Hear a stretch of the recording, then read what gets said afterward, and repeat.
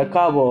Àwọn tó ń kọ́lé káàkiri bí ẹyẹ tí wọn ò mọ̀ bóyá wọn máa dọ̀la, àwọn eléyìí wà fún. Ẹ káàbọ̀ sórí ètò Ó Já Sọ́pẹ́.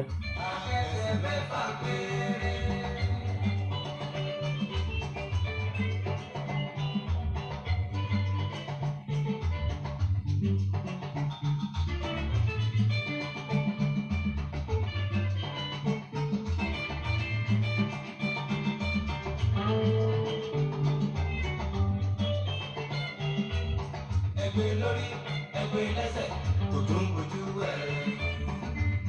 Ilé ìsẹ̀wá lọ, kò tún bójú ẹ̀. Kò tún bójú ẹ̀. Ẹ káàbọ̀. Àwọn tó ń kọ́lé káàkiri bí ẹyẹ tí wọn ò mọ̀ bóyá wọn máa dọ̀la, àwọn eléyìí wà fún. Ẹ káàbọ̀ sórí ètò Ó Já Sọ́pẹ́. A ò kẹ́rù kankan dání pàtàkì láyé. Bàbá tó padà lọ dáhùn bẹ́ẹ̀ náà ni. Ẹgbẹ́ lórí, ẹgbẹ́ lẹ́sẹ̀, kò tún bójú ẹ̀. Kò tún bójú ẹ̀. Ọjọ́ ló pọ̀, kò tún ẹni tó bá ti kú ò lè wẹ̀yìn mọ́, ẹ bá mi share program yẹn jọ. Ẹ káàbọ̀ sórí ètò Ó Já Sọ́pẹ́ Corner.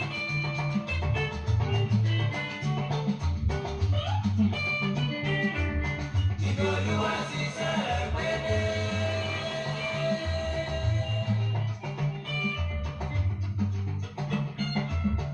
Èyí ni tọ́lọ́run ọba. Àṣà tọ́lọ́run ọba lọ. Tàbí bí iṣẹ́ tó bá ṣe. Ara àdìpọ̀ lọ́jọ́ sí o. Ìpàdé ìkan pẹ̀lú èèrà. Pẹ̀lú ìdí. Wọ́n ṣàpérò lọ́jọ́ yẹn.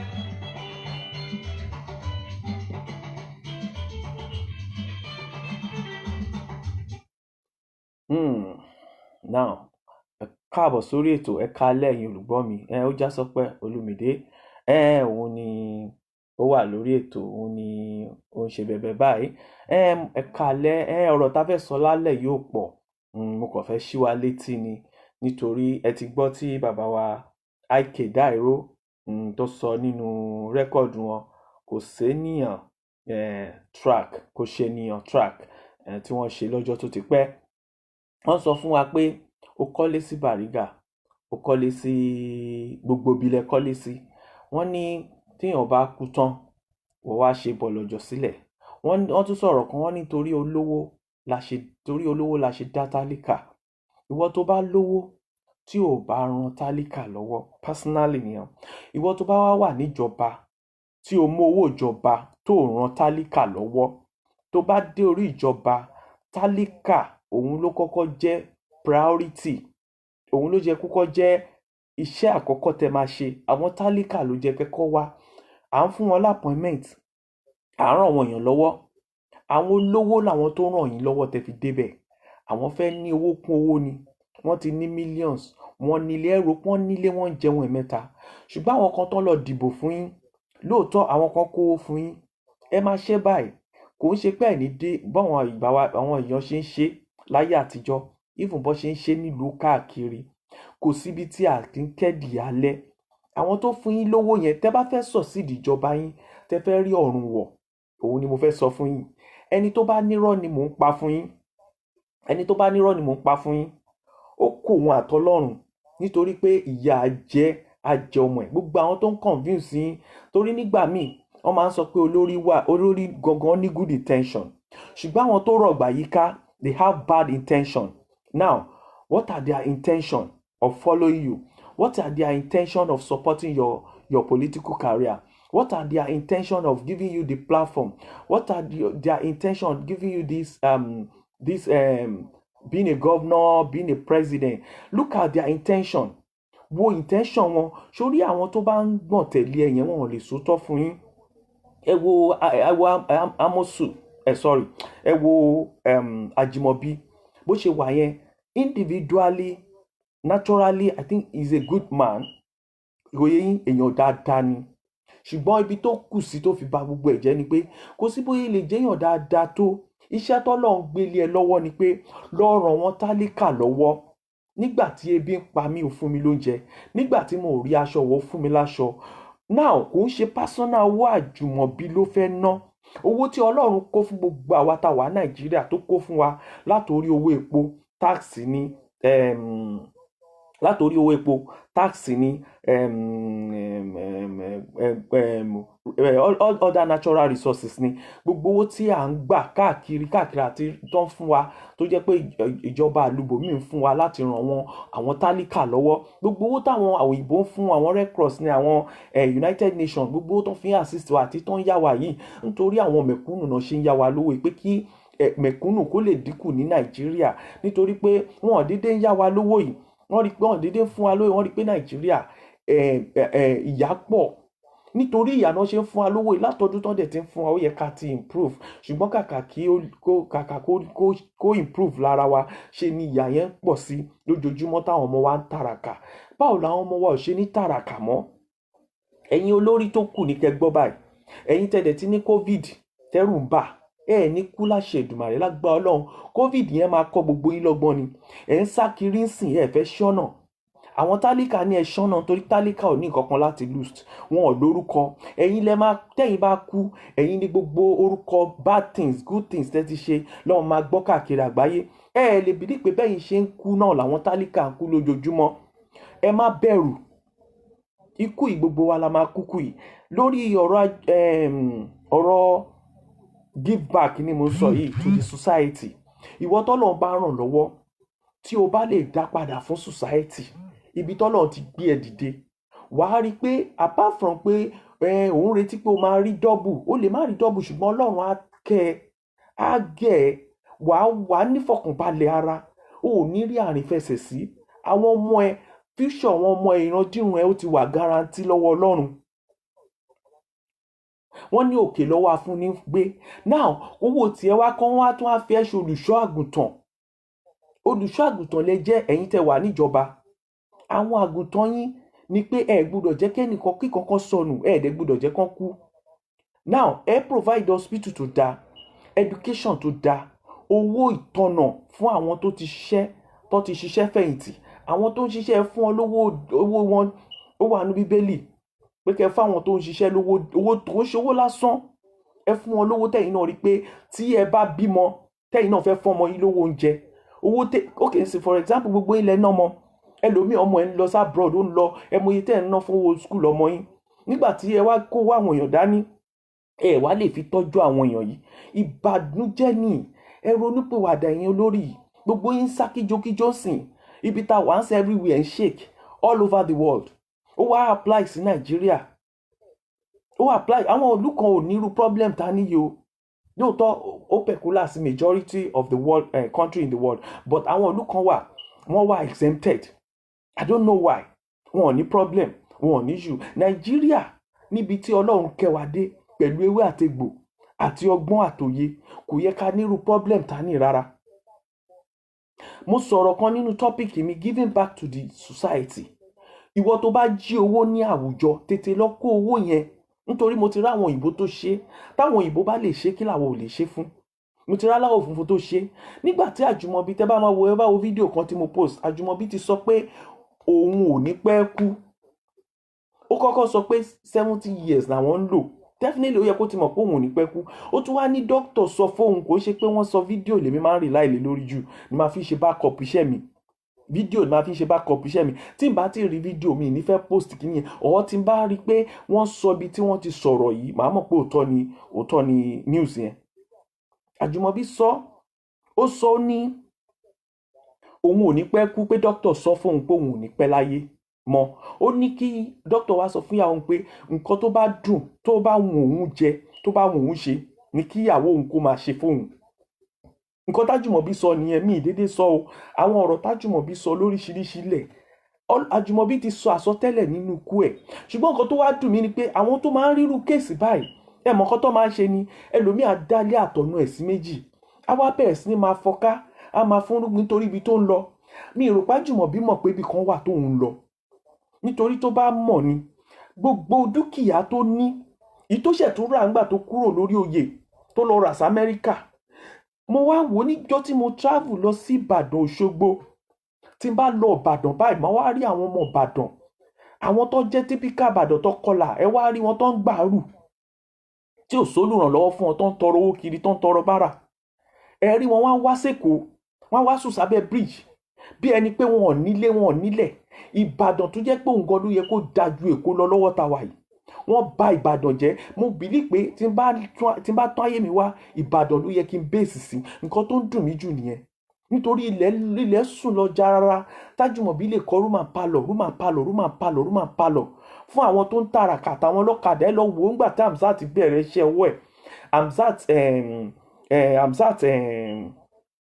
Hamzat kan náà tó ń jà fáwọn ẹ̀tọ́ àwọn ènìyàn. Ẹ lọ wo báwọn ọmọ Ìbàdàn bó ṣe ń jìyà. Èèyàn kan wá mú about bí a 45 plot of land. Ó wá fẹ́ kọ́ ibẹ̀ nígbà tó mọ̀ pé ò ní pẹ́ kú. Ta ló fẹ́ kọ́ fún? Ó tún wá lọ ra ilé millions of dollars. Ó lọ rà sí Amẹ́ríkà. Millions of dollars ó lọ rà sí Amẹ́ríkà. Ó ra lé jọ, kí ló fẹ́ fi ṣe? Òun ni bàbá wa sọ ńbẹ̀ yẹn. Ó ní ikán àti ìdin ló máa jẹ́wọ́ fún ara ẹ̀. Gbogbo ilé tó wá kọ́ gan, kí ló fẹ́ ta ló fẹ́ gbé bẹ̀ wọ́n máa tà ayín politician yẹ kí observe nǹkankan ni ẹ lọ wo àwọn olóṣèlú ìfún Awólọ́wọ̀ tẹ bá délé ẹ̀ sí ẹ̀ lè réyàn kankan ṣùgbọ́n gbàtà Awólọ́wọ̀ wà láyé èrò ń yánlé ẹ̀ ó ń ṣe rọ̀tì Adédìbú náà ẹ lọ wọlé ẹ̀ sìn despite pé ọmọ ẹ̀ ń ṣe òṣèlú kò lè dàbí ìfún wọ́gán Àjùmọ̀bí ilé tó ń kọ́ yẹn gbogbo ẹ̀ grass ló máa wù sí gbẹ̀gbẹ̀ ni nítorí pé àwọn ọmọ ẹ̀ ò lè manage ẹ̀ nítorí pé owó tó jí ló fẹ́ fi manage ẹ̀ ò lè manage àwọn ọmọ ẹ̀ ò lè look ẹlòmíì kọ́lé ẹlòmíì ní mọ́tò ó ń ṣiṣẹ́ ṣùgbọ́n kò lè manage mọ́tò yẹn torí pé ó ti ra nǹkan tó tóbi jù ẹ̀mí ẹ̀ lọ ilé tí Àjùmọ̀bí kọ́ yẹn ó ti tóbi jù ẹ̀mí ẹ̀ lọ ó máa jalè tó máa fi maintain ilé yẹn tó máa fi kú ni.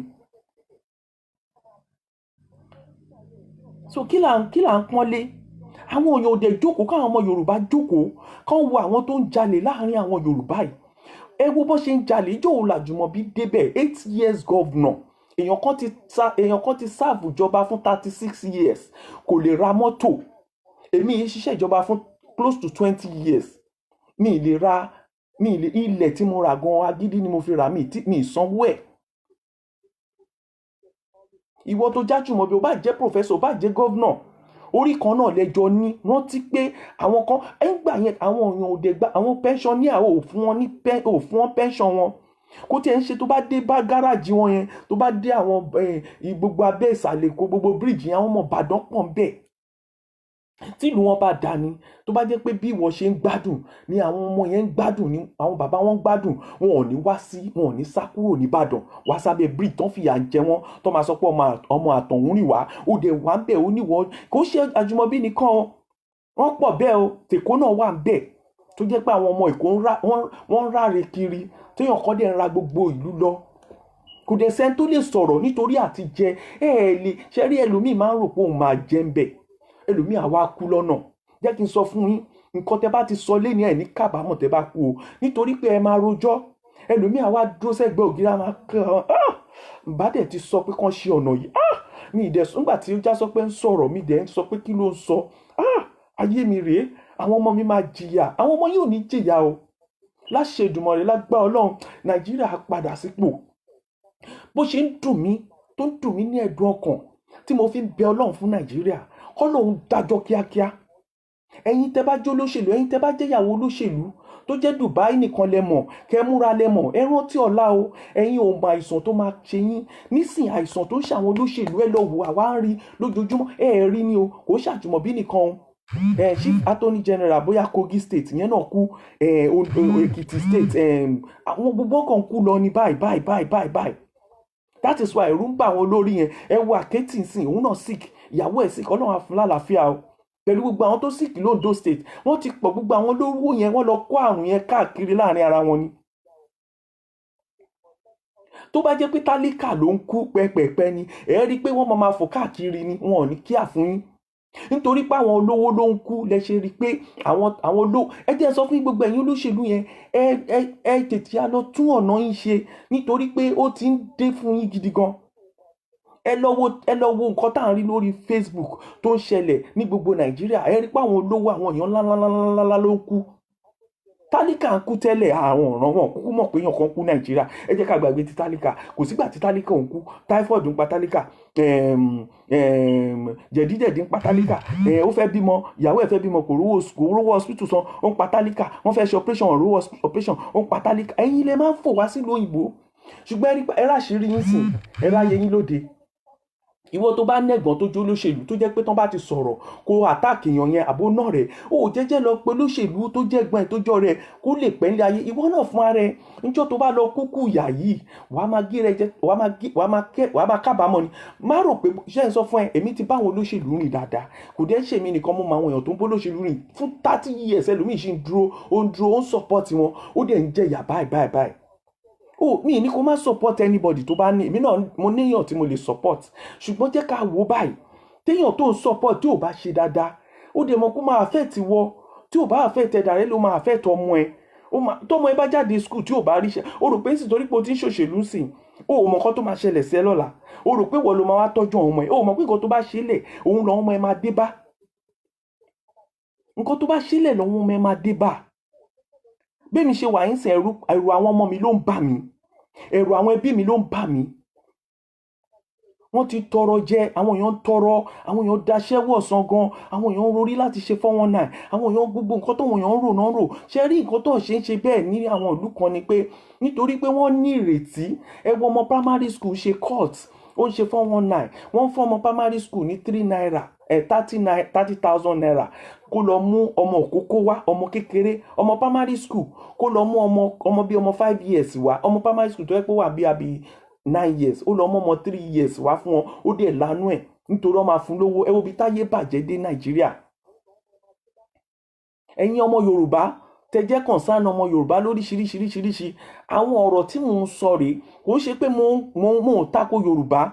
Mo mọ̀ pé Yorùbá ni the best culture ní world, mi ì lè purọ́ fún yín. Yorùbá ní all over the world ní gbogbo èèyàn fẹ́ gbọ́. Ṣùgbọ́n problem tí Yorùbá ní ni pé a kì í sòótọ́, a máa ń bẹ̀rù, àwa la máa ń bẹ̀rù láti sòótọ́ jù. And then nítorí pé bọ̀dá mi ni ó lè má rí lọ́dọ̀ ẹ̀, ẹni tó lọ́ọ́ máa rán sí á rán sí ẹ. Èmi yìí sin àwọn èèyàn. Wọ́n ní ọ̀kan tó fún ní appointment lánàá sí, mo sìn níwọ̀nba tí mo support ẹ̀ mọ́. Nígbà tí mo fẹ́ ṣoríire, mo lọ bá, mo ní bàbá, mo fẹ́ lọ sí ìrìn àjò. Ó ní wo jọjọjọjọjọjọjọjọ, mo forúkọ bòyàn láṣìírí. Òun náà tún fún appointment lénìí. Lẹ́yìn tó ti jí owó, tó ti rí owó, òun náà fún appointment Lagos State lénìí. Tó ní kó tún dìbì kan mú, tó tún máa bẹ̀rẹ̀ sí ní acquire wealth mọ́ tó dẹ̀ yẹ pé bẹ́ẹ̀ náà máa kú sí. So ẹ̀yin èèyàn wa, ẹ jẹ́ ká sòótọ́, ẹ jẹ́ ká dúró nǹkan tọ́lọ́run bá ní ká ṣe ẹjẹ́ àṣe. Ẹni tó máa kúkú mọ́tò ní ṣàkúkú mọ́tò. Tó bá jọ́rọ̀ ilé ẹlòmíì máa sọ gbẹ̀yìn kó sọ.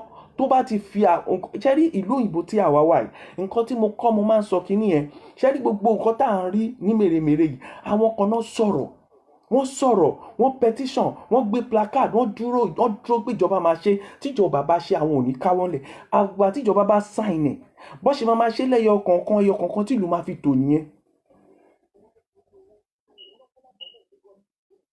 Ẹ̀yin tẹ́ bá máa pè wọlé, ẹ lè pè wọlé. Mi ní pẹ́ lórí program yìí púpọ̀. Mo kàn fẹ́ wá ṣí ẹ̀yin èèyàn létí ni. Ẹ̀yin tẹ́ bá ní olóṣèlú tẹ́ ẹ support wọn, ẹ jókòó kẹrù. Ẹ ro àwọn èèyàn yẹn wọ ìfọ̀ tẹ́ ẹ bá nẹ́bí ní Nàìjíríà. Ẹ ro ọ̀rẹ́ yín tẹ́jọ́ ṣe kékeré tó ń tọrọ owó lọ́wọ́ yín. Kí ló dé tó ń tọrọ owó? Kí ló dé tó kì í tọrọ owó níbi táwa wà yìí? Ìwọ tó bá travel lọ sí Europe, kí ló dé tẹ́ kì í tọrọ owó lọ́wọ́ ara yín? Tẹ́ bá broke tó bá dé stage kan, ẹ kàn máa wọ báǹkì kan kẹwọ́ kíní ẹ gbowó ń bẹ̀.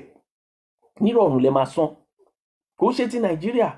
Báǹkì Nàìjíríà rádaràda ni. Báǹkì tún ṣe tiẹ̀. Gbogbo àwọn tó wá báǹkì Nàìjíríà sìn, gbogbo wọn tún jalè lóríṣiríṣiríṣiríṣi. Báǹkì fún ara ẹ̀ ń jalè. Bank as a whole, as a bank, wọ́n ń jalè àwọn èèyàn. Wọ́n tún náà ń gba stamp duty. Wọ́n gba stamp duty. Èèyàn kan ní ṣé òun lòun tún máa sanwó stamp tí ẹni tó wà duty ń lò ní. Ẹ̀rín nìyẹn o, mo fẹ́ dẹ́rìn pa yín lálẹ́ yìí ni. Kẹ́lẹ́ bá wo nígbà téèyàn yẹn sọ̀rọ̀, táwọn èèyàn sọ̀rọ̀ tán, wọ́n náà máa dá owó stamp duty padà. Wọ́n tún ti fẹ́ kún wékúwé pósìn, pounds àdọ́là ti lọ sókè. Ibo lẹ́ ń rè Nàìjíríà. Èké gbàjarè fún ìjọba yìí. Ṣẹ́rí tẹ́ bá fọ́ọ̀sì ìjọba Nàìjíríà, wọ́n á sọ̀kan fún yín, wọ́n á fún yín lówó, wọ́n á fún yín lẹ́tọ̀ọ́ yín. And then ẹ lè ṣe pé kí ẹ máa ṣe collectively ni tó máa rí pé majority àwọn èèyàn, nítorí pé wọ́n rí pé ẹnu yín ò kò. Àṣìmọ̀ṣọ̀kan ní Nàìjíríà, òun ló jẹ́ kí ìyà máa jẹ wá báyìí. Gbogbo ẹ̀yin tẹ́ bá ń wò mí, tẹ́ bá máa pè é lè pè sórí nọ́mbà tí mo tag yẹn.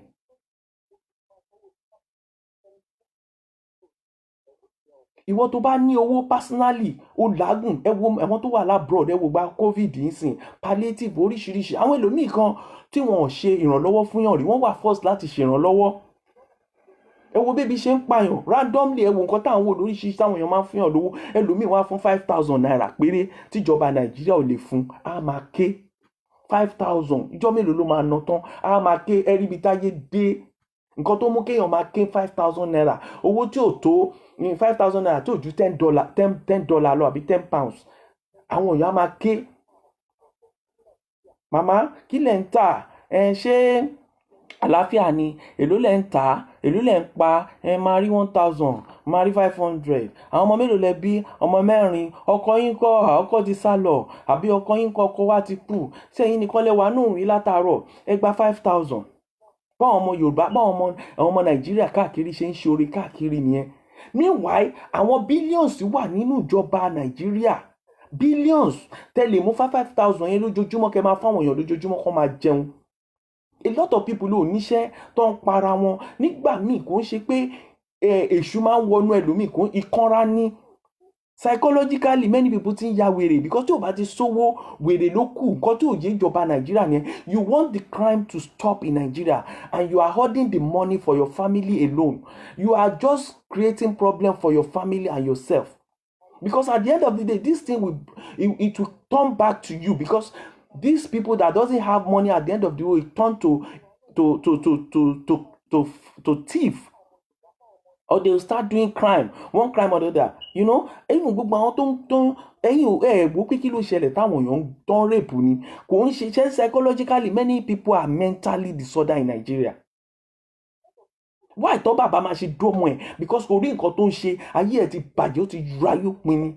Why tí bàbá máa fi bọ́mọ ẹ̀ sùn ó ti pọ̀ ju ẹ̀rí ni ìyá mi bàbá mi ẹ gbà mí mú ké gbàjarè ẹ gbà mí ẹ gbà Nàìjíríà ẹ gbà lọ́wọ́ àwọn amúnisìn.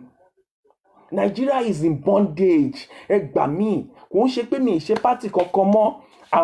I've ceased to become a politician, but nǹkan tí mò ń ṣe ni pé good governance ni. I want to see people enjoying. I want to hear my dad calling me from home pé mama láti ìjọ́ tí mo ti dé ìlú bàbá mi ò pè mí rí pé nǹkan dáadáa kan wà Nàìjíríà. Láti ìjọ́ tèmi kan ti ń padà lọ sí Nàìjíríà mi ì rí nǹkan dáadáa kan tó ń ṣe fún mẹ̀kúnnù ni òde just do it for themselves. Tó bá náà ṣe Uber technology all those technologies ta ní ṣe ló yẹ kó wá gbogbo technology yẹn is a good idea. It's just an idea tó yẹ pé it's just for some people. If you don't have money o lè lọ Uber. Bí ẹ wò ó sì nírú ìlú táwa wà nígbà tí COVID le gan ọ̀fẹ́ ni mọ́tò throughout for all 2 months. Ní Nàìjíríà kò sí mọ́tò ìgbà tí mọ́tò tún máa wà wọ́n tún fowó kún ni.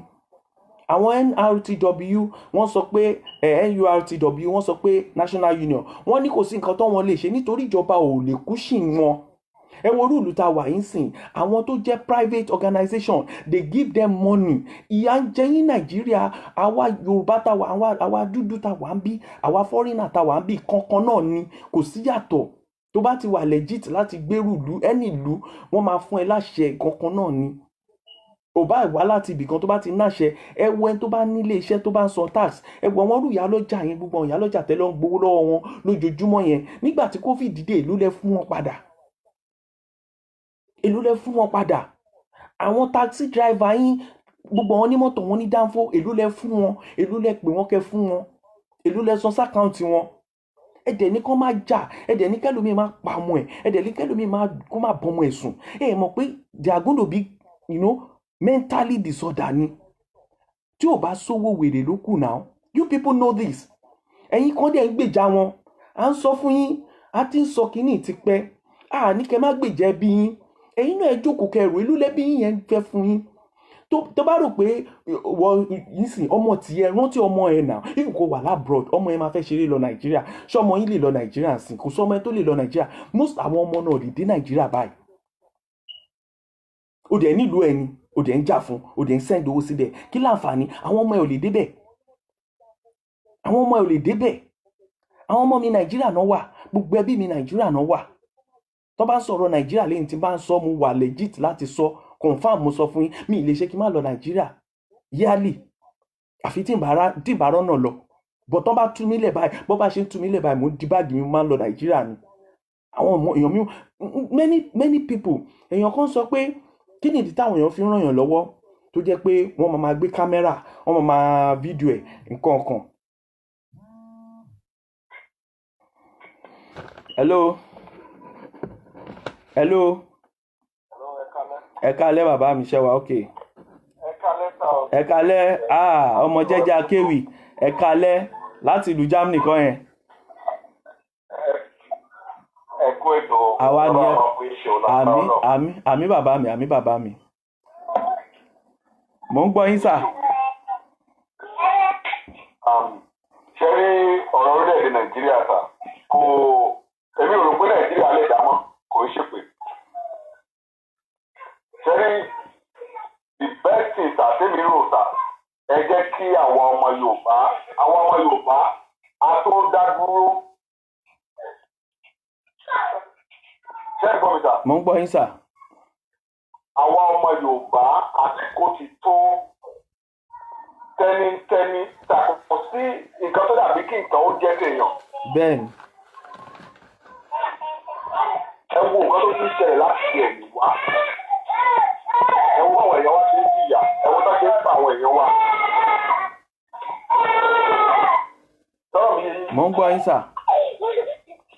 So, tá a bá ń sọ pé tá a bá ń sọ pé okay, a fẹ́ good governance, good kò sí ẹni náà tó wà bẹ́ẹ̀ yẹn o, kò sẹ́ni tó máa wà ń pẹ̀ tó máa ṣe dáadáa sà. Because ìpìlẹ̀ táwọn aṣíwájú ti fi lélẹ̀ làwọn tó kù ń tẹ̀lé ká débẹ̀ ká bo tiwa ká kúrò ń bẹ̀ òní every one of them máa ṣe dà. They will never change. Sọ́ọ̀mù yìí. Ó yé mi sà. Wọ́n ò lè change. Kí ni ẹ wá. Ok, àwọn gómìnà tó ń ṣàìsàn tó ń ṣe gbogbo ẹ̀ sí ẹ wá Júmọ̀bí. Ó ń sick láti Ìbàdàn wọn láti gbé lọ sóko lọ tọ́jú. Bẹ́ẹ̀ni. Ṣé nǹkan tó dáa nìyẹn? Níbi ìhó Ọ̀yọ́ tètà kọ́ bá ti hospital kan lè gbé state governor lọ́tà. Ibẹ̀ dẹ̀ ní UCH wà. The best hospital so far. Ṣé ń gbọ́ mi? Mo ń gbọ́ yín. The same thing kí ló ń kọ́ máa Haúsá tó kún gbà yẹn. Abba Kyari. Láti Àbújá wá sẹ́kọ̀ọ́ tà wá tọ́jú. Èkó náà nǹkan ṣùgbọ́n kú síbẹ̀ ni. Wọ́n kú síbẹ̀ náà ni. Gbóná fẹ́ sá lọ. tó kò sí ṣẹ́rí ilé tá a bá fi tọ́ ma èrì ló máa wo. Bẹ́ẹ̀ ni o, ó ti ṣú ọ. Gbogbo ilé tá ń múra àjọ tó ń ṣe bá tá ń ṣe gbogbo ẹ̀ ó máa pa ọdún mọ́ wọn lójú náà ni. Láṣẹ Èdùmàrè lágbára Ọlọ́run. Ẹni tó bá tajà erùpẹ̀ owó òkúta ló máa gbà. Bẹ́ẹ̀ ni bàbá mi. Fẹ́ kéèyàn kan gbin ọ̀gẹ̀dẹ̀ tà kó wá rò kóun fẹ́ ká kòkó ń bẹ̀ nǹkan tẹ́ bá gbìn lẹ́ máa ká. Bẹ́ẹ̀ ni o. So ọ̀rọ̀ wọn yẹn ó ti bàjẹ́ kọjá àtúnṣe tà. Tí ẹ̀yin àgbà ní tí ọwọ́ bá ti kọjá nínà ó ti dà àwòmọ́jú. Ṣọ́rọ̀ mi yé yín. Ó yé mi sà.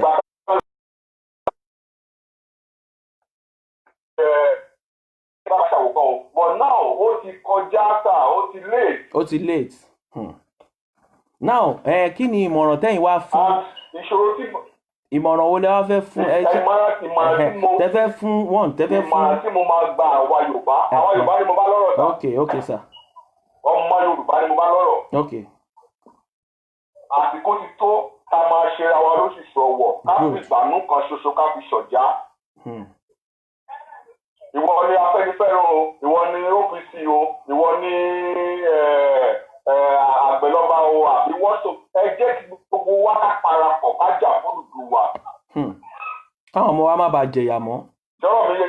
Bẹ́ẹ̀ ni àwọn táwa lókè òkun tábà rò pé bí a ti safe àwọn èèyàn wa tó wà nílé kọ́ àdéhùn. Safe rárá o. Nothing. A lot of graduates ló wà ní Nàìjíríà bẹ́ẹ̀ tí ò ti ṣiṣẹ́ nígbà tí ìyá bá tẹ bàbá ìyá tá bá jìyà lórí ọmọ for bí a 10 years dáná ọmọ lọ sí school ó wá graduate tán ẹ wá ní kó lọ gbé iṣẹ́ ọ̀kadà àbí kó lọ káṣẹ̀ máa ṣe wálé bàbá ká tó lè jẹun. Ṣé inú òbí yẹn máa dùn ní? Ọ̀dàdà tí ẹni kò ní sọ fún òun fẹ́ jalè because nǹkan tó bá kù náà máa ń fẹ́ náà fẹ́ ṣe. So wọ́n ti sún àwọn èèyàn wa kiri láti sọ àìsàn kiri láti ń wù. Pàtàkùn yẹn. But tí a bá lè ewúrẹ́ ka ògiri tà ó máa padà bójú wẹ̀yìn wá kò yàn jẹ. Bẹ́ẹ̀ ni ó máa padà. Àwọn pípín yẹn ti lé àwọn èèyàn wa wọ́n ti sún wọn kan ògiri tà. Ìyá ti ń jẹ àwọn èèyàn jù. Ẹ̀wọ̀n yìí tán ta báàgì ráì, ẹ̀wọ̀n yìí tán ta báàgì gàrí, ẹ̀wọ̀n yìí tán àwọn èèyàn wọ́n lè àpọ̀jù oúnjẹ àti oúnjẹ mọ́. Àní wọ́n tún fẹ́ fowó kún epo. Ó lè ṣiṣẹ́ àgbẹ̀. Wọ́n tún fẹ́ fowó kún epo sí ìwà sàtànà wọ́n ti bẹ̀rẹ̀ sí ní tà. Wọ́n ti fowó kún ṣé wọ́n ti fowó kún ni wọ́n ti fi kún ọ̀rẹ́ yìí. Ṣé mo implication ẹ̀?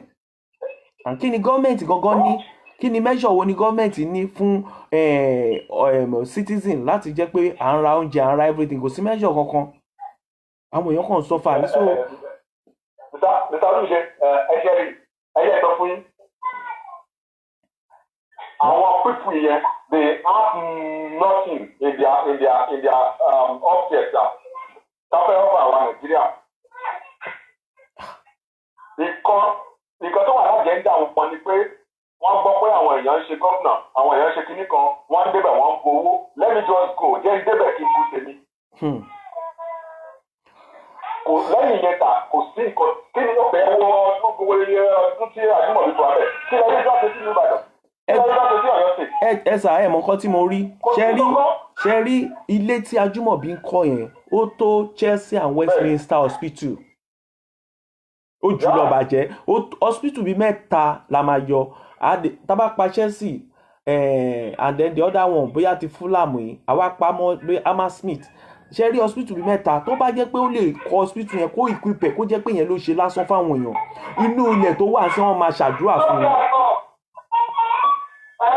Wọ́n ò ní ṣe é. Àwọn èèyàn dẹ̀ jókòó síbẹ̀ yẹn wọn. Èpè tó wà lórí wọn ò ní jẹ́ ká ṣe é. Ẹ dúná ìmọ̀ràn wo lẹ máa fáwọn èèyàn wa gan nílé nítorí àwọn èèyàn wa gan wọ́n ń sùn ìmọ̀ràn wo lẹ máa fún wọn. Kí àwọn onímọ̀ ń tọ́ lẹ́ẹ̀kan èmi ò ní kan bá fẹ́ẹ̀lì ṣẹ́rí ẹ̀mọ̀ pé mi náà máa ń ṣètò mi ò dẹ̀ láyé mi ò ní sọ̀rọ̀ nípa Nàìjíríà yìí mọ́. Ó ti sọ everybody náà. Lẹ́yìn Odùduwà o mi ò ní kan ṣe. Ẹ má bínú ṣe rọ̀rọ̀ tẹ sọ lálẹ́ yìí nígbà tí mò ń kọ́. Àwọn ọ̀dọ́ wa. Nígbà tí mò ń fẹ́ ṣe program lálẹ́ ẹ̀mọ́ kan tí àwọn tó ń bá tamajọ́ ń ṣètò sọ fún mi wọ́n ní ó já sọ pé ó ti lóò sọ̀rọ̀ Nàìjíríà mọ́ wáì tó tún padà nǹkan tẹ́ sọ igangan ni náà sọ. Bẹ́ẹ̀ni àwọn ọ̀dọ́ wa ni mo ní bá sọ̀rọ̀ àmọ̀ràn mi tí mo fẹ́ gbà wọ́n nìyẹn kí wọ́n ká má sùn. Sọ́ọ̀mù yẹn in every country sir àwọn ọ̀dọ́ ló ń jà. Bẹ́ẹ̀ni àwọn náà máa ń jà náà máa ń wà ní Freedom Park kíní kan square bẹ́ẹ̀ni. Ṣé ẹ rí sà ẹni tí ó bá ń kó yín ní nǹkan jẹ wọn ò ní fẹ́ ẹni tẹ́ bá jọ wà kó bá ń gbígbẹ lára yín wọn ò ní fẹ́ kó lára wọn. Bẹ́ẹ̀ni. Àti gbọ́n ọmọ lọ́wọ́ òkúrọ́ kò lẹ́ ṣubú bọ̀rọ̀. Sọ̀rọ̀ méje yín tó má kókó omi ṣọ̀nà òfin yẹn ẹ̀ẹ̀kan náà la máa ń ta ẹjẹ́ á dá òfin yẹn sí yìí kí tó bá wà láyè tiwọn. Kí àwọn tó kù kan wà kéèkó wà láyè tiwọn ká máa ṣèjọba lórí àwọn ara wọn. Ó jẹ́ pé ọmọ Yorùbá ló máa jẹ́ ọlọ́pàá nílẹ̀ Yorùbá. Ọmọ Yorùbá ló máa ṣe iṣẹ́ ológun yẹsẹ̀ Yorùbá. Ẹni Yorùbá kò pé bàbá olóhùn fẹ́ pa ọmọ Yorùbá ẹgbẹ́ òun kò pọ́sibù. Bọ́n mọ́tò àwọn tó wà nílẹ̀ Yorùbá ti tá ń gbé bá kiri. Mọ̀bí tọ́pọ̀lọpọ̀ ni wọ́n ti wá. Wọ́n ò kọ́ kó wọ́n lè pa níbọ̀dì kálẹ̀ kúrò kan lọ tí wọ́n ò kọ́ kẹ́ni wọ́n máa ṣiṣẹ́ àwọn èèyàn tó lè lọ́kà láti ṣe títà bọ́ọ̀mì. Ṣé kò lè ṣe ẹni tèmi? So àwọn ọ̀dọ́ wa ẹ jẹ́ ká múra káwọn ọ̀dọ́ ẹ jẹ́ jí ká gba Odùduwà Republic ká dá dúró sáyé ara wa ká máa ṣèjọba lórí ara wa.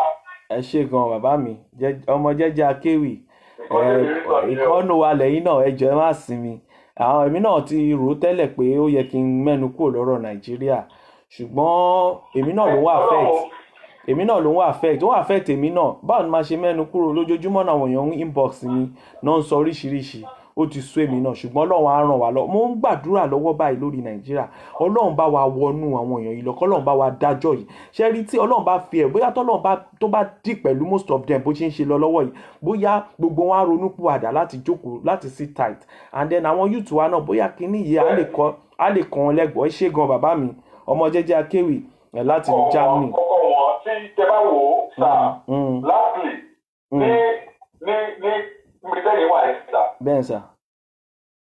Àti ibi táwọn wà ń bí we all know nǹkan táwọn ìjọba wọn ń ṣe ẹni tí ò bá ní ṣẹ́tà ó ní iye tó máa ń bà ó yà jẹ́ títí tó bẹ́ẹ̀ jẹ́ títí tó. Bẹ́ẹ̀ bá sì gẹ̀ ṣiṣẹ́ ó ní iye tí wọ́n máa ń gbà. Pé ẹ̀ níṣẹ́ lọ́wọ́ ẹ̀ ń wáṣẹ́ ẹ̀ sì ṣiṣẹ́ ó ní iye tí ìjọba máa fún yín. Ó ní iye tí ìjọba máa san lórí ilé tẹ̀ ń gbé. Ẹ sọ fún mi kí wá là ń sọ. that is why. Nàìjíríà ẹbí káwọn ẹ̀yà wà nílé Thank you, fún Nancy. parasite fún kí lorúkọ ẹ̀ fún lockdown. Yeah, ẹ lọ́ọ̀kì àwọn èèyàn dáhùn bẹ́ẹ̀ ni. Ẹ lè fún wọn ní common 20,000 láti lè fi jẹ láti fi oúnjẹ. And then tẹ́ bá dẹ̀ fún wọn lówó yìí tẹ́ bá fún wọn lówó yìí it will not cause any inflation ó máa rotate ni because the money will still go revolving ni ó máa revolve within the society. Owó wà lẹ̀. Ẹ ṣé gan sir. Cost them nothing. Ẹ ṣé gan fẹ́ràn mi Bọ́lájí. Ọmọ ìyá ẹran kó kalẹ̀ ni ẹ̀wọ̀n ẹ̀jẹ̀ pẹ́lú mi láyé ìgbà. Ẹ ṣé gan God bless you ọmọ jẹ́jẹ́ akéwì nìyẹn God bless you ẹ bá mi kí madam àtàwọn ọmọ Ọlọ́run á wà pẹ̀lú yín Ọlọ́run á dúró tì yín níṣà rẹ̀ láṣẹ Èdùmàrè gbogbo ẹ̀yin tẹ̀ ń wò mí ẹ bá mi share program fẹ́ràn mi Bọ́lájí the best producer àwọn ti tèmi nìyẹn Àṣàkẹ́ ọmọ ológun Adébáyọ̀ thank you very much gbogbo ẹ̀yin tẹ̀ ń wò mí pápátá ìyá mi Ojúròǹgbé gbogbo yín pápátá princess everybody tẹ̀ ń wò mí nǹkan tí mo kàn try láti sọ nísìnyí pé ẹ jẹ́ ká máa ká jókòó ká bá àwọn èèyàn wa sọ̀rọ̀ gbogbo wa la ní àwọn èèyàn níjọba ẹni tó bá ní àwọn ìyàwó gọ́vnà ìyàwó president ìyàwó mínísítà ẹ bá wọn sọ̀rọ̀ kán bọ́kàn wọn sọ̀rọ̀ nítorí kí ni máa padà sórí wọn ẹ wà jùmọ̀ bí billions of naira ló lọ ra ilé sí Amẹ́ríkà èyí tó ń kọ́ lọ lọ́wọ́ kò ì kọ́ tán òun náà dẹ̀ sọ nínú ọ̀rọ̀ ẹ̀ pé òun ò ní pẹ́ kú ìyàwó òun fún òun láyè kí òun ṣe nǹkan tó máa múnú òun dùn nítorí pé dókítà sọ pé òun ò ní pẹ́ kú ó wà nínú fídíò ẹ lọ wo orí kinní mi kí ni nǹkan tájùmọ̀bí wá ń wá ṣé bí ìlú yẹn kájùmọ̀bí mú irú ilé yẹn kó fi kọ́ big specialist hospital tó máa wà well equipped irú ọjọ́ àná yìí irú ọjọ́ oṣù tó kọjá lọ yìí ibẹ̀ ni wọn bá ti tọ́jú ẹ̀ tí ò bá gbà tọ́jú tó dáa tọkàn ẹ máa balẹ̀ nítorí pé even president wa náà president Nàìjíríà ẹ má jẹ́ kí n tàn yìí máa sọ frankly ni president yẹn ti fail wa Buhari ò ṣe nothing sí Nàìjíríà kò sí anything tó ṣe látòrí 5,000 naira látòrí ẹ worú feeding school feeding tán fún wọn yẹn sìn school feeding yẹn ẹ̀yin ẹ wò tẹ́ bá ní ọmọ ibi tán ti ń fún ọmọ yìí lóúnjẹ ẹ sọ fún mi kò sí ghost ni tẹ́ bá tún wà another one tó fẹ́ ṣe tó dá wàhálà lẹ̀ school feeding 5,000 naira 30,000 tó fún wọn nígbà tí deputy president fún wọn owó Bank of Industry ló ní owó yẹn ló gbówó yẹn lẹ̀ òun ni Ọ̀ṣínbàjò ló pín nígbà tí election fẹ́ bẹ̀rẹ̀ nígbà tí election parí ó stop owó yẹn àwọn mélòó percentage èèyàn mélòó ló gba owó yẹn Nàìjíríà wọn náà ń ṣe empower tá à ń ṣe náà ǹjẹ́ ó ká nǹkan tó yẹ kán ṣe owó wà ju gbogbo ìtàn sọ pé empower kéèyàn kọ́ ṣe wa máa èèyàn mélòó lọ ti ṣe by time tẹ ti ṣe tó bá yẹ pé tí ń ṣe face by face ni ẹ ti carry a lot of people kò dẹ́ ṣe dọ́dọ̀ àwọn tí ò níṣẹ́ àwọn tó níṣẹ́ nìkan àwọn iṣẹ́ kan wà tó yẹ pé ìjọba ńlá ti support àwọn tó ní àwọn ẹlòmíì níṣẹ́ wọ́n ń gba 10,000 5,000 naira níbi tí Nàìjíríà ẹlòmíì gba 20,000 irú àwọn èèyàn bẹ́ẹ̀ yẹn ẹ máa fún wọn ní more support ẹ lè fowó yẹn sórí àwọn ọmọ wọn àbáwọn ìyá wọn kí ẹnìyẹn máa dáná owó tiẹ̀ kò sílé ẹ ṣètò kankan fúnlé ẹ ṣètò kankan fún náà àwọn èèyàn sanwó ẹ túnṣe lè fẹ́ powó kówó náà ẹ ti pa àwọn èèyàn tán Nàìjíríà ti kú tán ẹ má jẹ́ kí n tọ̀ yín Nàìjíríà ti kú tán ojoojúmọ́ lọ́sítù ṣẹ́rẹ́ mi ti ṣiṣẹ́ lọ́sítù dáadáa mò ń gba report most hospitals ní Nàìjíríà wọ́n ń kú lójoojúmọ́ ni ẹ gbàgbé pé COVID ń pa wọ́n ń kú lójoojúmọ́ wọ́n fún mi ní report kò ń ṣe tẹnu àwọn èèyàn ń kú ẹ gbàgbé mẹ̀kúnnù wọ́n ń kú àwọn kú tó yẹ kán kú just paracetamol 5,000 àwọn èèyàn ń kú èmi gan tó bá yẹ pé mo wà Nàìjíríà bóyá olódì mi á ti kú báyìí torí ìgbà tí mo wà Nàìjíríà yeye yeye Ojúròǹgbé ìyá mi ẹ kálẹ́ ẹ kú ètò àwa ni ẹ káàbọ̀ sórí ètò ìyá mi kò ní bàjẹ́.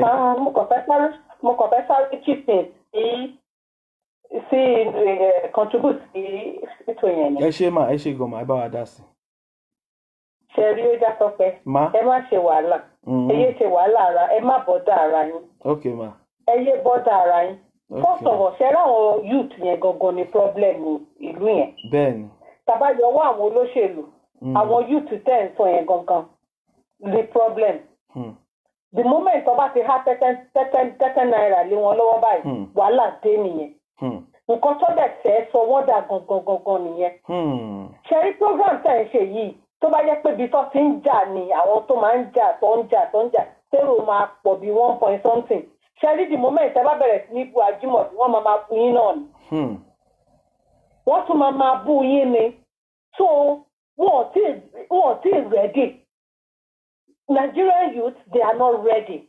Tó bá ready fúnra ra wọn ló máa yan olórí tó wù. Even nǹkan tó bá rig election fúnra ra wọn ló máa make sure pé àwọn yọ olórí yẹn kúrò níbi iṣẹ́. Ṣé fẹ́ gbọ́? Tí Buhari tó bá ṣe é ṣe láti gbé dáàbò ẹlẹ́ẹ̀kẹta ẹ jẹ́ kí n bẹ́ẹ̀ tẹ̀ fún yín á wọlé. Bẹ́ẹ̀ni. Ìyàwó dẹ̀ ṣe bẹ́ẹ̀. Èmi tí mo sọ bẹ́ẹ̀ fún yín nì tó bá gbé dáàbò ẹlẹ́ẹ̀kẹta ó máa wọlé. Àwọn èèyàn yìí náà dẹ̀ ló máa dìbò. So why are you bothering yourself? Ó kàn dùn wá náà. Bẹ́ẹ̀ ṣe ń sọ bẹ́ẹ̀ náà ni àǹtí Àbíkẹ́ communication. Àbíkẹ́ Adé bẹ́ẹ̀ ni. The message is not sinking in. Kò sink rárá o honestly. Tí bá sọ fún yín pé ní àdúgbò màmá mi wọn ò níná láti January. Iná wọn báyìí kò tí ì ṣẹ́jú láti January 4th di June 2nd tàwa yìí. Mo ń fi bí mo ṣe ń fowó epo ránṣẹ́ báyìí lẹ́bi mo máa monitor pé pákẹ́ tó sùn o torí kẹ́ máa ṣe mọ̀ lè tó sùn online anything can happen overnight. Ẹ tẹ̀ já máa dúpẹ́ wọn ṣàárẹ̀. Iná wọn ò blink báyìí. Gbogbo COVID yẹn ẹgbẹ́ bó ṣe ní àwọn èèyàn lára tó.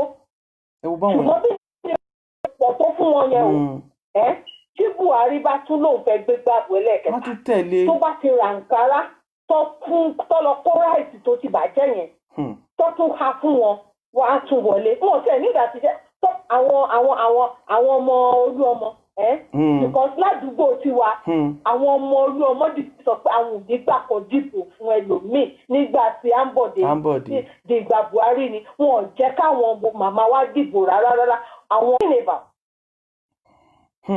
Ó di ìgbà tá a bá bẹ̀rẹ̀ sí ní ìfẹ́ ara wa self-loved tí gbogbo wa because bá ṣe à ń sọ pé Amẹ́ríkà wọn racist àwa gbogbo fúnra ara wa nífẹ̀ẹ́ ara wa racist láàrin ara wa gbọ̀ngàn náà. Bẹ́ẹ̀ni ẹ parọ́. Tá a bá nífẹ̀ẹ́ ara wa ní èèyàn kan máa ṣerú nǹkan bẹ́ẹ̀ yẹn òun ló ti kú yẹn ń sìn wọn ò tọ́ ní nǹkan táwa láyé bá ń sọ nípa òkú làwọn angel máa fi. Bẹ́ẹ̀ni ẹ wo àwọn kan tiẹ̀ ń sọ̀rọ̀ kan àwọn kan ń sọ̀rọ̀ kan tó yẹ ká change mentality. Tẹ́ bá lọ in the next 10 years tẹ́ bá wo àwọn ilé tọ́kọ̀ yẹn àwọn ọmọ wọn ò lè maintain. Bẹ́ẹ̀ni wọn ò lè maintain ẹ̀. Ìbẹ̀rẹ̀ máa di ahoro ni. Ẹ wo Bobby Benson ló ní pàǹbẹ̀ ilé àwọn ọmọ amúgbó ibi tí àwọn èèyàn ti máa ń sá sí tójò bá rọ̀ mo rántí pé yẹ̀wò tójò bá rọ̀ la máa ń sá sí àwọn amúgbó àwọn wèrè ibi tó ń gbé títọ́ fi kú nìyẹn. irú competition wo ló ń bára wọn ṣe tó jẹ́ pé irú yẹn èmi ò gbàdúrà rú bẹ́ẹ̀ yẹn mi gbàdúrà owó bẹ́ẹ̀ yẹn I just want to be comfortable. Kí lẹ fẹ́ fi gbogbo orú nǹkan bẹ́ẹ̀ yẹn ṣe? Kí ló fẹ́ fi ṣe? Ìwọ àtàwọn ọmọ ẹ ó fún gbogbo kí ẹ lè lò tán. 22 bedroom. Pátó lò gan obìnrin láàrin àwọn ọmọ ẹ oníkálukú wọn ti mú wọn ti ṣe nǹkan. Ṣé báwọn ọmọ lẹ́tí you giving them education. That is the best weapon tí yóò lè fún àwọn ọmọ yẹn. Àní wọ́n ní àwọn ọmọ ẹ̀ gbogbo wọn ìkọ̀ọ̀kan ló ní. Children are educated. Ló ní business. Ìkọ̀ọ̀kan ló ní business. Children are not dumb. They are not dumb. God did not create them to be a dumb. So that ẹ̀yin ìyá máa provide ẹ̀yin bàbá máa provide fáwọn ọmọ yín. Let them utilize their brain. Ìlú ìwà mẹ́rin tó yẹ kó jẹ́ doctor fún ẹ kó jẹ́ engineer but because you are providing everything for them wọ́n ní mí.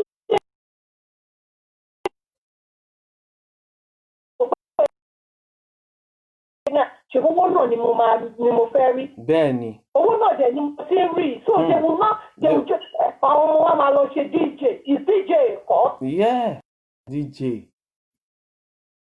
Àwọn ọmọ ọ̀tẹ̀dára DJ ló ń ṣe. Níbi táwọn ọmọ tiwa ti ń kàwé tó ń yúsùn fúnra wọn. Bẹ́ẹ̀ni.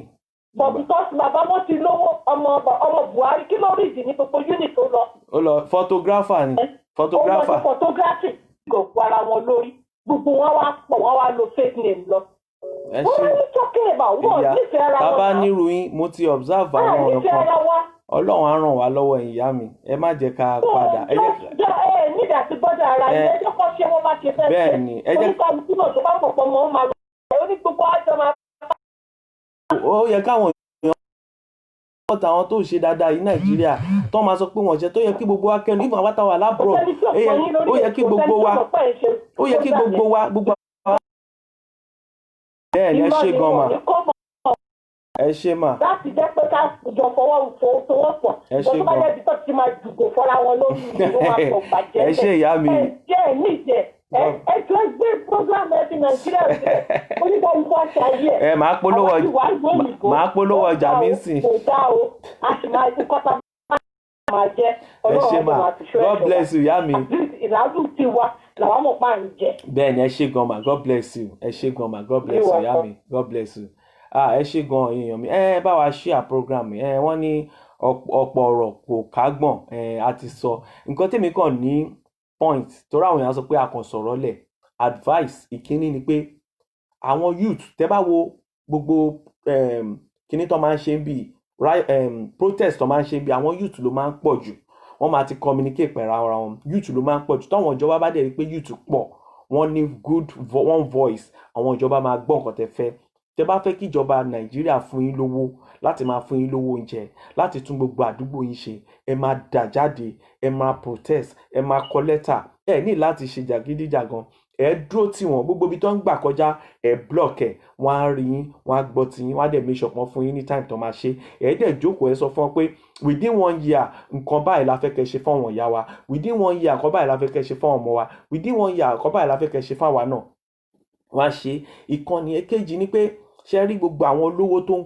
ra lé káàkiri yẹn ẹ sọ fún wọn kán convert àwọn ilé wọn kán convert ẹ kán fi ràn wọn mẹ̀kúnnù lọ́wọ́ wọ́n lè convert ẹ̀ sí hospitals àwọn míì nílé tí ò wúlò ẹ lọ sógun state ẹlòmíì kan lọ kọ́lé jọ̀ràn síbẹ̀ ọmọ ò débẹ̀ ọmọ wọn wà lóyìnbó wọn ò lè ra ilé yẹn even mọ́tò tó ń lò sí tó bá máa fi di 5 years time àwọn ọmọ máa sọ pé wọn ò ní ìdẹ wọn ò lè lórú mọ́tò yẹn mọ́ gbogbo nǹkan yẹn ilé tó ń kọ́ gan sí design mi máa ṣẹlẹ̀ in the next 5-6 years ẹ wo ilé tó ń kọ́ sí ẹ wo ilé tó ń kọ́ nígbà kan ọmọ mi á sọ pé òun ò lè gbèrú ilé tí bàbá òun kọ́ ń gbà yẹn ṣe understand nǹkan tó yẹ káwọn máa rò yẹn pé gbogbo kínní asán lórí asán ni àwọn tẹ́ ń fi ìyà jẹ yìí ẹ kúkú fowó yẹn fi ràn wọ́n lọ́wọ́ tẹ́ bá ń ha fún wọn ẹ máa san sàkáǹtì wọn ẹ máa fún wọn bó ṣe ń ṣe ń lo òyìnbó nìyẹn ìgbà tí covid ti bẹ̀rẹ̀ mi ìréyàn kankan tí àfàwọn NGO wọ́n dẹ̀ máa sóúnjẹ yẹn lẹ̀ àwọn èèyàn máa pìkẹ́ ni ìtó bá wọn gbogbo èèyàn ló lóúnjẹ ńlé ṣùgbọ́n àwọn kan wà àwọn sóúnjẹ ńlé àwọn náà máa lẹ́ máa rí tẹ́ máa tọ́mà náà tó ń jẹ oúnjẹ títí pé bóyá àwọn NGO sóúnjẹ wọn lọ bá wọn kò ṣe tó ń jà tó máa lura wọn pa Nàìjíríà no ẹ jẹ́ káwa náà ṣe bí èèyàn yan níwà ọpọlọ tó yìnbó ní àwa náà ní ìwà ní jù wọn lọ ẹ jẹ́ ká lọ ọpọlọ wa ẹ̀yìn youth wa ìjọ gbogbo àwọn ọlọ́kadà ní tó yẹ pé in a day in a month after táwọn union ọlọ́pàá immigration police tó ti gbowó lọ́wọ́ wọn ẹ wòye tó ń pa wọlé ẹ̀yin ẹwòye tó ń fún ìjọba tó ń fún local government ẹ jẹ́ ká wo owó tó ń fún local government ẹ jẹ́ ká wo nǹkan tá a lè give back sí wọn local government chairman ẹ jókòó pẹ̀lú governor yín ẹ jókòó kẹ́ team up at least wọ́n ti fún yín ní kíní sìn ẹ ti ní autonomy sìn ẹ lè jókòó pẹ̀lú governor yín ẹ wòye tẹ́ máa fún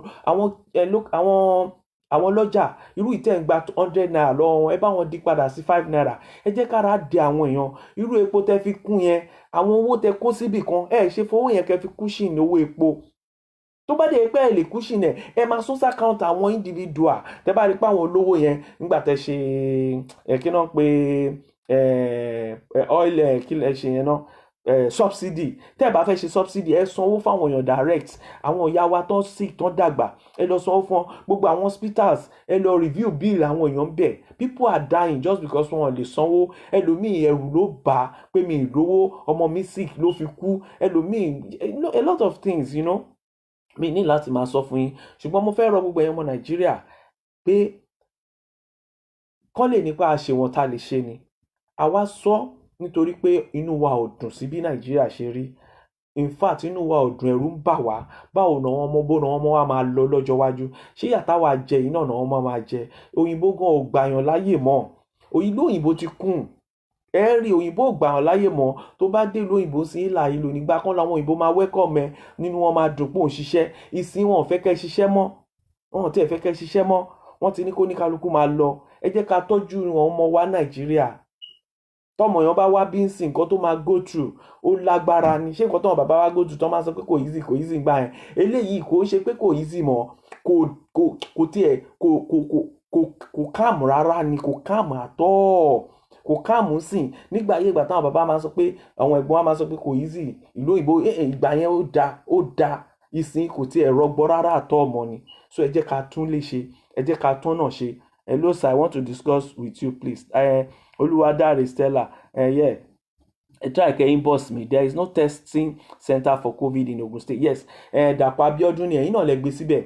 Ṣé understand? Mistake tẹ́yin ṣe nìyẹn. Nígbà yẹn ẹ ti rí pé ẹ mọ problem tán ni. Tẹ́ bá wo bí gbogbo wọn ṣe dórí oyè yẹn, ẹ ti rí pé wọn ò lè perform. Wọ́n lọ invest ni. Tẹ́ ẹ bá sọ òótọ́ ọ̀rọ̀ fún wọn kẹ́ dìde. Ẹ̀yin tẹ́ sọ pé kò sí COVID yẹn, ẹ lè dìde lógùn state. Ẹ̀yin youth bó ṣe ń ṣe London yẹn, any small thing báyìí wọn ò ń ṣe mistake. Ẹni tó bá lè wá London kó wá wò, wọn ò ń ṣe mistake. Ẹ wo àwọn driver bus bíi BRT ẹ̀ ń kàn sick lásán ni wọ́n kú díẹ̀ nú wọn tó kú lásán wọ́n torí wọn ò gbowó mọ́tò má sanwó má súnmọ́ wọn wọ́n dẹ̀ díbẹ̀ pa wọ́n ṣètò fún wọn. COVID ń sìn tó bá máa ṣe COVID ń sìn ò ní ìdò wàhálà tó bá ti pè ní nílùú òyìnbó wọ́n máa lọ ṣe ni kò sí nǹkan tó stop ìjọba kò cost wọn ní owó. Ẹlòmíì nínú ilé ẹ̀ ó ní billions of naira. Mo mọ àwọn politician kan tó ń sọ fún president nígbà kan pé tí president bá gbé gbogbo owó lọ nínú ilé àwọn owó wà ń bẹ̀. Federal secretariat nìyẹn ní the old federal secretariat nìyẹn ní Èkó kò séèyàn tó ń gbé bẹ̀ látijọ́ yìí ó kàn wà ń bẹ̀ useless ni àìmọye àwọn ilé bẹ̀ tẹ́lẹ̀ convert sílé fáwọn èèyàn gbogbo àwọn tó wà lábẹ́ bridge yẹn gbogbo àwọn tó wà slum yẹn lè kó wọn síbẹ̀ kẹ́ máa maintain wọn bẹ̀ èló lẹ fẹ́ ná fáwọn èèyàn èló náà àwọn èèyàn fẹ́ fi jẹun ewédú làwa ń jẹ ẹ̀bà gàrí owó kékeré ni kò yẹ kó wọ́n búrẹ́dì ṣé owó ni búrẹ́dì ni búrẹ́dì kò yẹ kó wọ́n búrẹ́dì tó yẹ kó máa ṣe oríṣiríṣi part of bread bó ṣe ń ṣe ń bí náà nìyẹn ìtò agbára ẹ bá ká ló máa jẹ oúnjẹ oríṣiríṣi ló wà bí tágbára ẹ bá ká ló máa jẹ bólówó ṣe ń jẹ ní tálíkà ń jẹ aṣọ náà the same thing ò ní kọjá yẹn ni so ẹ jọ nǹkan tèmi máa sọ fún yín lálẹ́ yìí one Àjùmọ̀bí ó ṣe mistake gan o tọ́lọ́run bá dáríjì no mi ti rò pé Ọlọ́run lè dáríjì Àjùmọ̀bí yẹn ẹ má yẹ kí n tàn yín àwọn èèyàn ti kú gan o ẹ wo bó ṣe ń para wọn ní Ọ̀yọ́ ní táwọn èèyàn ṣe ń kú ní Ọ̀yọ́ state ẹ wo bó èèyàn ṣe ń kú ní Lagos state ẹ wo bó èèyàn ṣe ń kú lógùn state àwọn olówó nìkan ibẹ̀ ní Ògùn state làwọn ìyá tàwa wà látijọ́ tó ti wà ń bẹ̀ látọdún tó ti wà ń bẹ̀ Ọlọ́run ló lọ́ra ẹ̀mí wọn àwọn èèyàn kàn ń kú lójoojúmọ́ ni everybody wá kàn sí Facebook wá rí pé ọmọ kéèké ń kú ṣé tó Àjùmọ̀bí kú sí gbogbo ìlú Àjùmọ̀bí nìkan ni àkẹ́tì tán ló ní COVID yẹn ẹ mọ èèyàn tó ti kú ni ẹ mọ èèyàn tó ń kú ẹ lọ sí general hospital kẹ́ mọ̀ nǹkan tí mò ń sọ everyday kẹ́yìn lọ kó kàn lọ dúró síbẹ̀ kó máa rẹ́kọ̀dù àwọn tó ń ké kó ní kí ló ṣe wọ́n kàn sọ nǹkan tó pa àwọn èèyàn fún ẹ lọ sí general hospital Ogun State Ìjẹ̀bú-Òde kó lọ síbẹ̀ kó béèrè pé kí ló pa àwọn èèyàn wọn lọ sọ́wọ́n private hospital kó lọ jókòó síbẹ̀ kó lọ béèrè pé kí ló ń pa àwọn èèyàn wọn nǹkan tí ò tó nǹkan kan ló ń pa wọn èyí dẹ̀ kó billion ó lọ ra lé billions of dollars sí Amẹ́ríkà ńgbà tó ṣe tán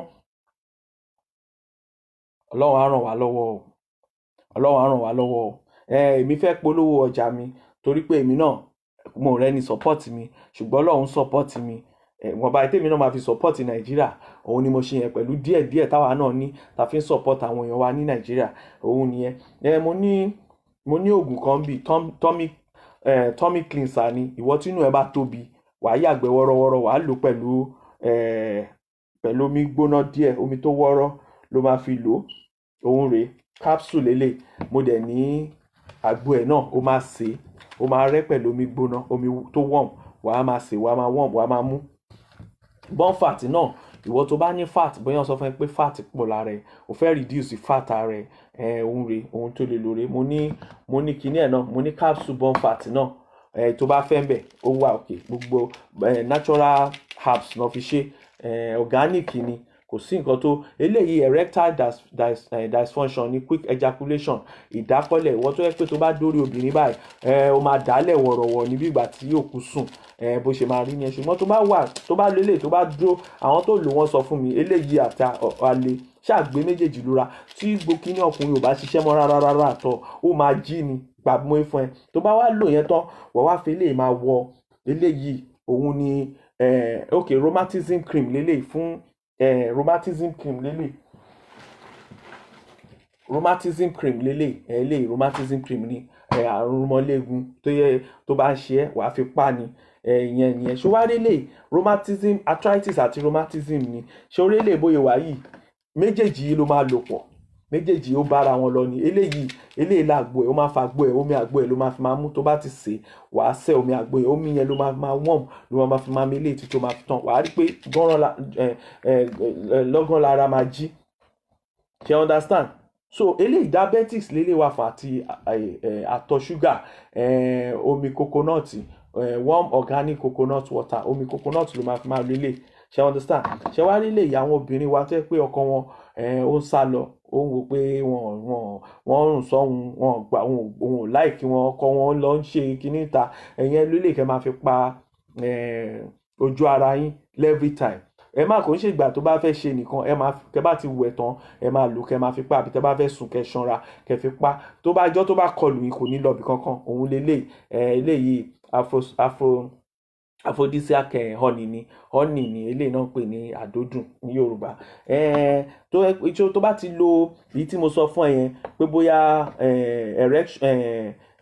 alẹ́ àtọ̀pẹ́ ìyẹn, ọ̀pá ìyẹn náà, alẹ́ yẹn àtọ̀pẹ́ ìyẹn, ọ̀pá ìyẹn obìnrin lè lò ó tí ẹ̀yìn bá ń dùn, ó dáa fún un. So ọkùnrin náà lè lò, ọkùnrin àti obìnrin lè lò, ṣùgbọ́n tó bá yẹ pé ẹ̀yìn dùn obìnrin á ṣiṣẹ́ fún obìnrin fún ẹ̀yìn yẹn. Ṣùgbọ́n ṣe rí eléyìí erection yìí, quick ejaculation pẹ̀lú ọ̀pá ìyẹn tẹ́ bá lò tán, tó bá jẹ́ pé nǹkan ọmọ yín kéré, nǹkan ọmọkùnrin kéré, mo ní tí wọ́n máa fi enlargement, mo ní enlargement, ó máa fi máa wọ ní muscle ni, ó máa wọ síwájú ni, wọ́n máa nà ní gbogbo ìgbà. Ọlọ́run á dẹ̀ bá yín lára mu lágbára Ọlọ́run. Mi ó já sọ pé ọmọ yín náà ni, èmi náà ni, wọn ò ní fẹ́ lòmíì ṣe mí. Èmi ni mo wà lórí ètò, èmi ni mò ń dún,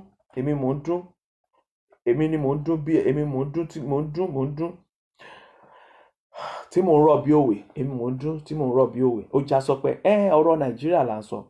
Tó bá jẹ́ pé àwọn ìjọba wa wọ́n lè ṣe àwọn nǹkan tó tọ́, ṣùgbọ́n àwọn ọ̀dọ́ ẹ ṣe nǹkan tó tọ́. Ẹ máa follow mi lórí Facebook mi, mo máa ń fún yín ní information. Torí ẹ̀ mo máa wò pé mi lè ráyè jáde láti wá sọ̀rọ̀. Ẹ follow mi lórí Ó Já Sọpẹ́, ẹ jọ̀ọ́ ẹ ní káwọn èèyàn follow mi lórí Ó Já Sọpẹ́.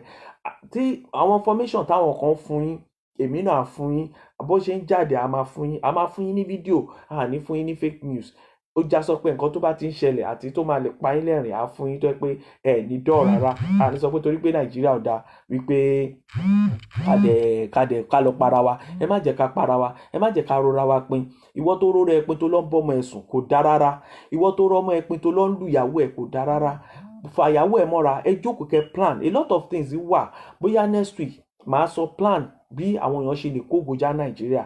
Màá sọ fún yín a lot of things wà tẹ́ lè ṣe láì jẹ́ pé tẹ́ bá ti ràn lọ́wọ́. Torí ẹ̀ la ṣe ń kégbe kí ìjọba ràn wá lọ́wọ́, kó ràn yín lọ́wọ́, káwọn èèyàn náà ràn yín lọ́wọ́. Tẹ́ bá rẹ̀ tó ràn yín lọ́wọ́ díẹ̀, níwọ̀nba ìrànlọ́wọ́ yẹn, a lot of things wà tẹ́ lè ṣe láti jẹ́ kí ayé yín dáa. A lot of things wà, talent ni àti àwọn òwò oríṣiríṣi tẹ́ bá ń ṣe. Ẹ̀rí bó bá dẹ̀ ń ṣiṣẹ́ ìjọba náà, má jókòó lórí iṣẹ́ ìjọba nìkan. Má jókòó, àwọn ìjọba tẹ́ ń rí wọn ò láyọ̀lé, àwọn tó ń ṣèjọba wa wọn ò láyọ̀lé, wọn ò ní fowó kún oṣù yẹn wo 30,000 wọn ò san 30,000. Àwọn èèyàn dẹ̀ gbẹnu rọ̀, wọ́n tún fowó kún epo, àwọn èèyàn gbẹnu rọ̀. Ẹ wo Nàìjíríà. Ṣùgbọ́n wọ́n tó bá lágbára, tó bá dẹ̀ fẹ́ ká yí ẹ bàjẹ́, ó lè wá nǹkan kan kó wá wọ̀rọ̀ kan fi ṣàdá. Bójú o máa lọ dá oko ni, bójú o máa lọ wá bó ṣe máa ta nǹkan wóróbo ni tó máa fi máa support ayé ẹ. Má jẹ́ kọ́kọ́ ẹ lù ẹ̀ pa sílé. Tó bá support ọkọ ẹ, wá rí pé tọkọ ẹ bá dé lálẹ́, ara ẹ máa balẹ̀, ẹ̀ ní máa jà. Àwọn ọmọ ẹ ò ní máa lọ máa tọrọ jẹ débi pé wọ́n máa gbé wọn sẹ́sẹ̀, wọ́n máa bá wọn sùn. Ẹ jẹ́ ká ṣe eré o. Ó Já Sọpẹ́, òun ló ń sọ̀rọ̀, òun lè tò. Kò sí, wọ́n ní ẹ̀yin olówó Nàìjíríà, ẹ̀yin tẹ́ wà níjọba Nàìjíríà, mo rọ̀ yín. Mo ti rẹ́yìn kan tẹ́ ti ṣàṣìṣe kọjá, wọ́n tún ti fún yín appointment sìn. Ẹ lo appointment yín dáadáa. This time around gbogbo owó tẹ́ ti kó, gbogbo nǹkan tẹ́ ti ní, ẹ lè assume pé ti ní nǹkan. Kẹ́ wá wò pé time yìí mo fẹ́ gbogbo nǹkan ti bá, even dé gbé salary mi dé everything. Ẹ jẹ́ kí àwọn ọmọ yín wọ́n ti lówó, wọ́n ti wà ń lo ìbò. Kí lẹ̀ ń wá? Ẹ ti kọ́lé, ẹ ti kọ́ building tó dáa. Kí lẹ̀ ń wá? Ẹ ti ní mọ́tò, ẹ ti ní ilé iṣẹ́. Ẹ̀yin ò ṣe wá mówó, wọ́n fún yín ní appointment sìn. Ẹ wá tún máa kó gbogbo owó. Àwọn tó ń ṣiṣẹ́ yẹn níṣẹ́ ìjọba, ẹlòmíì àárọ̀, oúnjẹ àárọ̀ ò bá tọ̀sán lọ. Irú àwọn yẹn ló yẹ kẹ́ wo bá ṣe lè máa pín owó. Tẹ́ máa ní okay ministry ni, èmi ni minister bẹ̀. Yàtọ̀ sówó tí ìjọba ń san, ẹ jẹ́ ká mú owó oṣù tàwa, àwọn owó kan tó ń dé, instead tá máa fi kówó yẹn jẹ, ẹ jẹ́ ká mú owó tá bá ná kù, ẹ jẹ́ ká pín sórí àwọn òṣìṣẹ́. Tẹ́ bá ṣe bẹ́ẹ̀, táwọn mínísítà míì náà bá rí àwò pé jẹ́ kóun ṣe bẹ́ẹ̀ kọmíṣánná náà àwò pé jẹ́ kóun ṣe bẹ́ẹ̀ ẹ rí i pé nǹkan á rọgbọ gbogbo àwọn abúlé táwọn ìyá wa wà wọn ò lè sanwó ná wọn ò lè sanwó gbogbo àwọn owó tó ń san ẹ lọ ràn wọ́n lọ́wọ́ bẹ̀ ẹ fún wọn lówó kò ń ṣe kíkẹ́ máa fún wọn cash ẹ gba account number wọn kẹ́dí local government ló ẹ kó ṣe wóoru recruitment kìíní tó ń ṣe é sìn yẹn nǹkan tó ṣe pé ní fraud ni pé iṣẹ́ local government ní ẹni ìlú tó bá fẹ́ gbàyàn individual ló ń gbàyàn ìjọba máa gbé contract jáde wọ́n máa gbé fáwọn agency wọ́n á gbé sọ pé wọ́n monitor ẹ̀ àwọn kan náà tún máa wà tó máa tún monitor ara wọn àwọn kan á tún supervise ara wọn so that ẹ nílé ìṣòjóró wàá rí pé yàn ń ṣọ́ ẹ nítorí pé wọn ò ń ṣọ́ra wọn ẹ wo tó ṣẹlẹ̀ Festus Keyamo ní assembly lánàá ètò ṣẹlẹ̀ ní assembly lánàá ó ti fi hàn pé olè ní gbogbo wọn Nàìjíríà àwọn people yẹn ti rí pé wọ́n fẹ́ ṣòjóró ń bẹ̀ yẹn ni kò lè rọgbọ local government ló yẹ kán ti ṣe kán dẹ̀ make sure pé wọ́n organize local government kó dábí ti kó ní standard tó dá débi pé local government chairman àti secretary wọn ò ní máa kó nǹkan jọ because local government àwọn ará àdúgbò wọ́n á mọ nǹkan tí ìjọba kó síbẹ̀ àwọn supervisor councillor wọ́n á máa monitor ara wọn nǹkan máa lè rọgbọ at least bóyá 70% be okay ọlọ́run á ràn wá lọ́wọ́ ó já sọ pé lẹ́tọ̀ mo fẹ́ máa lọ nìyẹn kí n tó máa lọ mo fẹ́ jẹ́ ká gbọ́ orin. ẹ ṣé gan Tókẹ́ Bọ́lá Títọ́ Àyànrìndé ìyá mi ẹ ṣé gan Tókẹ́ Adé ẹ ṣé gan gbogbo ẹ̀yin ẹ bá mi ẹ follow mi lórí Ó Já Sọpẹ́ Olúmídé lórí Instagram mi ẹ follow mi ẹ̀yin tẹ́ bá fẹ́ ṣe birthday tẹ́ bá fẹ́ kí n kí yín ẹ pè mí different kind of style tí n bá máa fi kí yín màá sọ fún yín ẹ̀yin tẹ́ bá fẹ́ ṣe birthday tẹ́ bá fẹ́ ní even bó jẹ́ Nàìjíríà ni ìyá yín wà tó fẹ́ ṣe birthday ẹ pè mí bó jẹ́ London ni ẹ pè mí ṣóyè yín ẹ̀yin tẹ́ bá fẹ́ ṣe birthday ẹ̀yin tẹ́ bá fẹ́ ṣe ìnáwó ẹ pè mí ẹ̀yin tẹ́ bá fẹ́ sóúnjẹ fún party níbikíbi náà ẹ pè mí màá fún yín láwọn èèyàn tó dáa tó dẹ̀ máa fún yín ní reasonable price ṣe understand ẹ pè mí ẹ bá mi ní káwọn èèyàn follow mi lórí Facebook page mi Ó Já Sọpẹ́ Olúmídé ẹ ṣé gan gbogbo ẹ̀yin followers mi gbogbo yín inú mi dùn láàrin oṣù bíi méjì àwọn followers wọn èèyàn ti believe lórí mi gan ẹ lọ sórí Instagram náà ẹ ní káwọn ọmọ yín follow mi màá fún wọn ní information tó dáa bó bá ṣe ń lọ àì máa gbọ́ Ṣówẹ̀mí Mọ́yẹ̀rìn Olúṣèyí ẹ ṣé gan gbogbo ẹ̀yin tẹ̀ ń tẹ̀lé gbogbo ẹ̀yin tẹ̀ ń gbọ́ mi Kazeem ẹ ṣé gan everybody yín Mr Ahmed everybody pápátá mo dúpẹ́ lọ́wọ́ yín ẹ ṣé gan.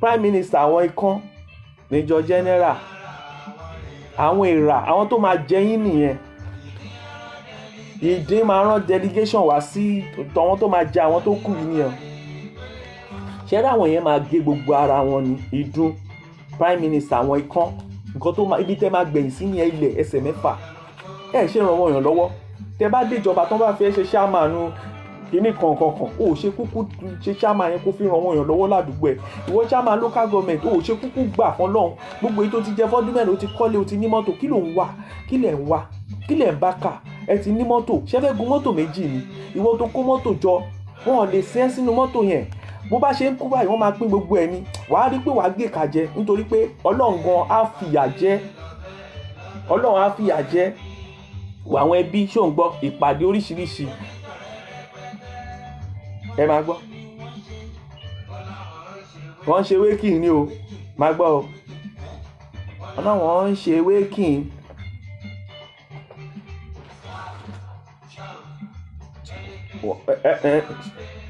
wo sàárà ló ṣe ó kàn tọrọ ẹni wo tó bá kú báyìí wọ́n máa bẹ̀rẹ̀ sí ní mògógóró wọ́n máa mú ṣẹ́pẹ̀ ni wọ́n ò ní gbàdúrà fún ẹ o kàkà kó gbàdúrà wo ìyá kan tó ń ké tó mu bíà níbi òkú jọlọ́ọ̀fù nífẹ̀ẹ́ ẹ fún mi màá mánéjì ẹ̀ bẹ́ẹ̀ àwọn ẹgbẹ́ yín àwọn tó jù yín lọ tún wá jẹun bí òkú yín nǹkan tó ń ṣẹlẹ̀ tẹ́lẹ̀ ẹ mọ̀ pé Nàìjíríà ti bàjẹ́ nítorí ebi ń pààyàn àwọn tó jù yín lọ wọn bàbá yín á tún jẹun òkú yín ẹ mọ̀ pé wọ́n ń ṣe bẹ́ẹ̀ Nàìjíríà ẹ mọ̀ bí Nàìjíríà ṣe rí tẹ́lẹ̀ yan ni máa jẹ níbi òkú wọn ni o àwọn tó jù wọn látún jẹyán wọn á jẹrẹ sí wọn á tún béèrè láfún ilé ayé inú mi máa ń bàjẹ́ ni tí n bá rí ibi tán ti ń ṣòkú Nàìjíríà àwọn tó yẹ kó jẹun bẹ́ẹ̀ torí ìṣẹ́ wọ́n ń jẹun bẹ́ẹ̀ wàá wálé ayé mọ́yà wọ́n fòkú ẹ̀ ṣe yẹ̀yẹ́ ni kò rí bẹ́ẹ̀ kò yẹ kó rí bẹ́ẹ̀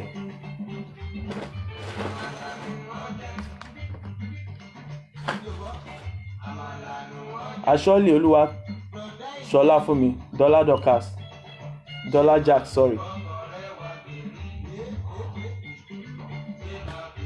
Mò ń lọ nìyẹn ẹ̀yin èèyàn mi ẹ ṣé gan ká tún pàdé láyọ̀ ẹ ṣé gan God bless you ẹ bá mi share program gbogbo yín pápátá ẹ bá mi share ó já sọ pé òun ló lè tó wọ́n tó bá fẹ́ ra oògùn yìí kàn sí mi lórí nọ́mbà tí ó wà lórí kíní ọkọ̀ inbox mi màá ṣàlàyé bóyá jẹ́ fún ẹ.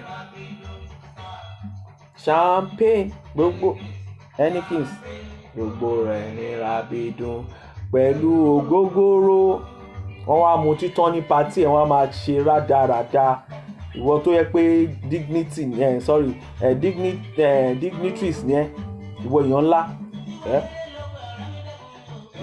káwò wà rere ẹ jẹ́ káwò wà rere ẹ jẹ́ wò wà rere ìwà rere ló pé o ìwà tó bá wù òun ló máa fi kó má bàa kábàámọ̀ ìwà rere ẹ ṣé gan.